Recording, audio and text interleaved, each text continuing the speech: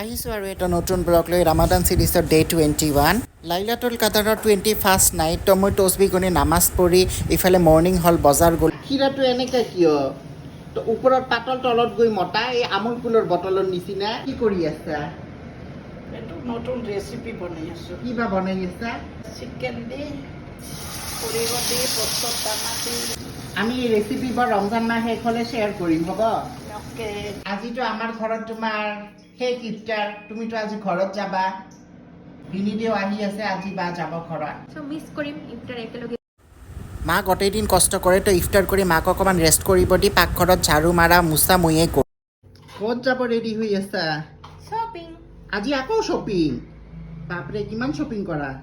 ই নালৈকে শ্বপিঙে shopping প্ৰথমে style বজাৰত অলপ কালেকশ্যন ভাল দেখিলোঁ এম বজাৰত একদম পচন্দ হোৱা নাই আজি আকৌ কসমো বজাৰত আহিলোঁ সিদিনা আহিছিলোঁ ভাল কালেকশ্যন নাছিল চ' কৈছে 2-3 দিন পিছত আহিব সুৰভিত আহিলোঁ লেডিজ কালেকশ্যন ওপৰত চ' ওপৰত আহিলোঁ এতিয়া কাপোৰ চাম ষ্টাইল বাজাৰত ইমান ভাল ভাল কালেকশ্যন সেইটো ল'মেই ল'ম মলত চাৰ্ট এটা মোৰ বহুত পচন্দ হৈছে সেইটো মই ল'মেই আৰু মলত লেডিছৰ কালেকশ্যন চব চিমিলাৰ কিন্তু দোকানত এক্সেবাৰ্কাৰ এক আপোনালোকে জনাবচোন আপোনালোকৰ শ্বপিং ক'ৰ পৰা কৰিলে ভিনিদেও আহিছে